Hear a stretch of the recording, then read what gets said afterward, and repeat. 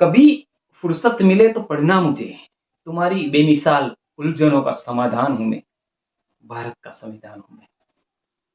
આ જ શબ્દો સાથે ભારતના સંવિધાનનું મહત્વ કેટલું છે અને સંવિધાનમાં પરમ પૂજ્ય ડોક્ટર બાબા સાહેબ આંબેડકરે ભારત દેશના પ્રત્યેક નાગરિકને કેટલો પાવર આપેલો છે, કેટલી શક્તિઓ આપેલી છે, તે અંગે હું આપ શ્રી સાથે વાત કરવા જઈ રહ્યો છું.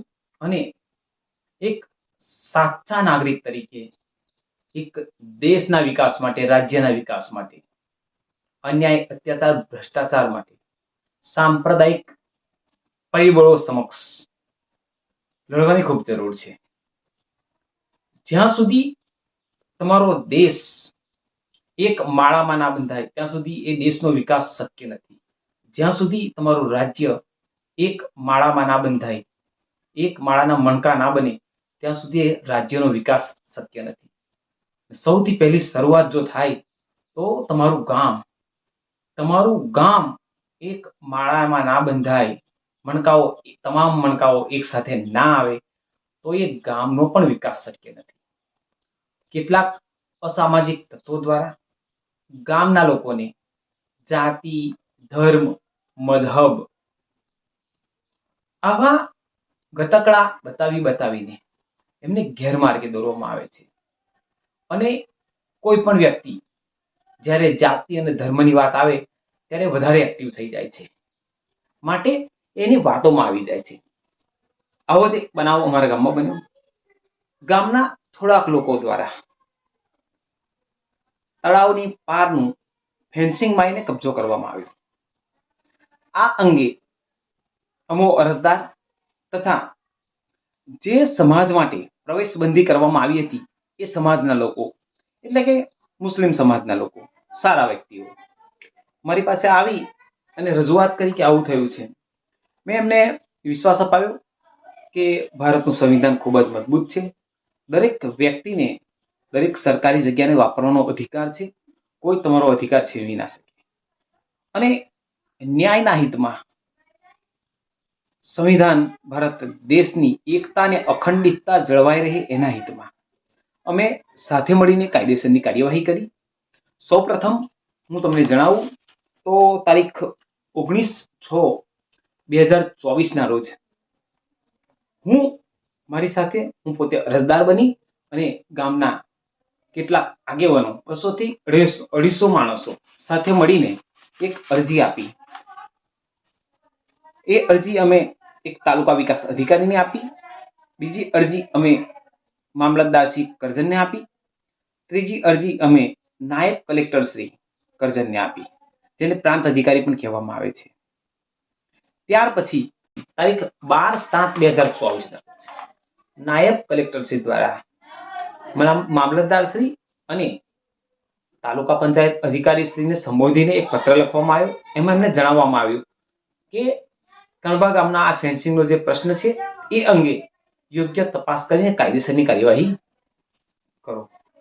ત્યારબાદ તારીખ 17/8/2024 રોજ તાલુકા વિકાસ અધિકારી શ્રી દ્વારા તલાટી કમ મંત્રી શ્રી, સરપંચ તેમજ વહીવટી અધિકારીને સંબોધીને એક પત્ર લખવામાં આવ્યો અને દિન 7માં યોગ્ય કાયદેસરની કાર્યવાહી કરી, તપાસ કરી અને અહેવાલ રજૂ કરવા માટે જણાવવામાં આવ્યું.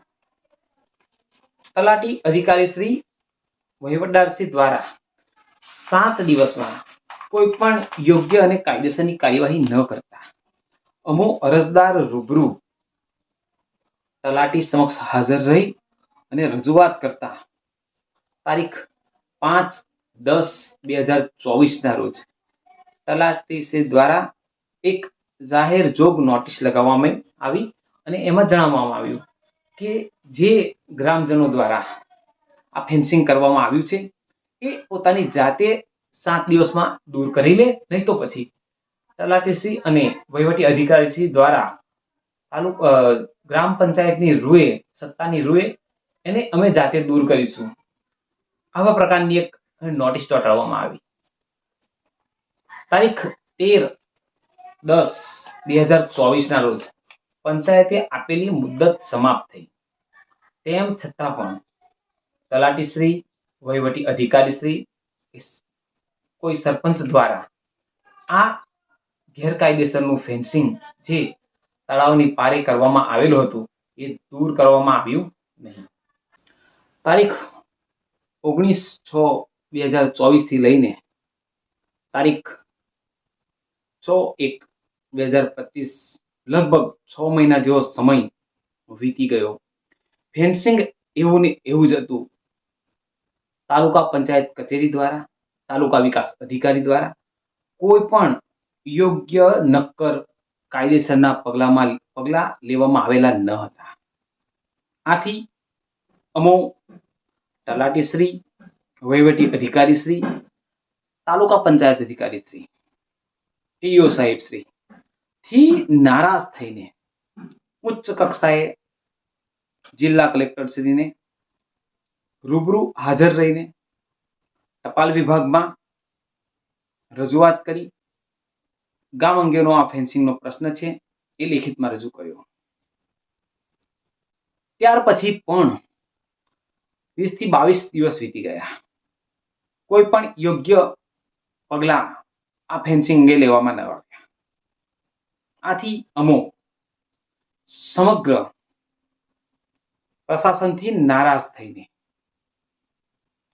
વહીવટી અધિકારીશ્રી, તાલુકા વિકાસ અધિકારીશ્રી સમક્ષ હાજર રહીને તારીખ 29/1/2025 ના રોજ લેખિતમાં રૂબરૂ હાજર થઈને રજૂઆત કરીને 24 કલાકનું અલ્ટિમેટમ આપ્યું કે જો 24 કલાકમાં કોઈ યોગ્ય કાયદેસરના પગલા ભરવામાં નહીં આવે તો અમો અરજદાર જાતે એક જાગૃત નાગરિક હોવાના કારણે સંવિધાનની મર્યાદામાં રહીને અમે આ ફેન્સિંગ દૂર કરીશું, જાતે દૂર કરીશું અને આ કાર્યવાહી કરતા કોઈ પણ અનિચ્છનીય બનાવ બનશે, તકરાર ઝઘડો થશે, એની સંપૂર્ણ જવાબદારી તાલુકા વિકાસ અધિકારીશ્રી, વહીવટી અધિકારીશ્રી અને તલાટીશ્રીની રહેશે એવું લેખિતમાં સખત શબ્દોમાં રજૂઆત કરી.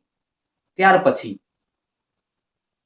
પ્રશાસન સફાળું જાગી ગયું અને તારીખ 31/1/2025 ના રોજ જાહેર જનતા માટે આખરી જાહેર નોટિસ લગાવીને તારીખ 3/2/2025 ના રોજ તળાવની પારે 284 નંબર સર્વે નંબર 284 માં જે ગેરકાયદેસરનું ફેન્સિંગ કરવામાં આવેલ છે એ દૂર કરવા માટે જણાવેલ છે.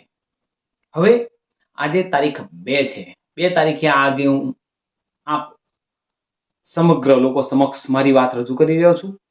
ત્યારે જોવાનું એ રહ્યું કે આવતીકાલે તારીખ 3/2/2025 ના રોજ જે નોટિસ મારીને વહીવટી અધિકારી શ્રી દ્વારા ફેન્સિંગ દૂર કરવા માટે જણાવેલ છે તો એ શું આ ફેન્સિંગ દૂર કરે છે વિશેષમાં સમગ્ર નાગરિકોને જણાવવાનું કે સૌથી પહેલું આપણું ગામ અને આપણા ગામના તમામ નાગરિકો આપણે સૌએ સાથે મળીને રહેવાનું છે. પોતાના અંગત મતભેદો ગમે તે હોય, જાતિને લઈને, ધર્મને લઈને, આપણી વિચારધારા જે પણ હોય, પણ ગામના વિકાસ માટે, ગામના બાળકોના શિક્ષણના વિકાસ માટે, એમના ઉજ્જવળ ભવિષ્ય માટે, એમના વૈજ્ઞાનિક દ્રષ્ટિકોણના વિકાસ માટે ગામ સુંદર, સરસ મજાનું રોડ, રસ્તા, સીમાડાઓ સુંદર રીતે લાગે, ગામમાં વૃક્ષોનું રોપણ થાય, આખું ગામ એક હરિયાળીમાં પરિવર્તિત થાય, એવા કાર્યો આપણે સમગ્ર ગામજનોએ ભેગા મળીને કરવાના છે. આપણે આપણા પર્સનલ અંગત વિચારો જે હોય તે એને આપણે પોતાની પાસે રાખવાનું છે. જ્યારે ગામના વિકાસની વાત આવે, શિક્ષણના વિકાસની વાત આવે, જ્યારે સમાજના વિકાસની વાત આવે ત્યારે આપણે એક પ્લેટફોર્મ પર આવવા, સમગ્ર ગામના વિકાસ માટે, શિક્ષણની પ્રગતિ માટે, બાળકોના ઉદ્ધાર માટે, બાળકોના ઉજ્જવળ ભવિષ્ય માટે. કેમ કે આપણા ગામના બાળકો જ આપણું સૌનું ભવિષ્ય છે, દેશનું ભવિષ્ય છે. એમનું ભવિષ્ય જોખમાય ના, એમની શિક્ષણ કોઈ ખરાબ અસર ના પડે એ માટે આપણે સૌએ એક સાથે આવવું જ પડશે. તો આવો તમામ પ્રશ્નો સાથે બેહીને નિરાકરણ લાવીએ ગામની બહારના વ્યક્તિઓને આપણે આમાં ઇન્વોલ્વ ના કરીએ. જય ભીમ, જય સંવિધાન, નમો.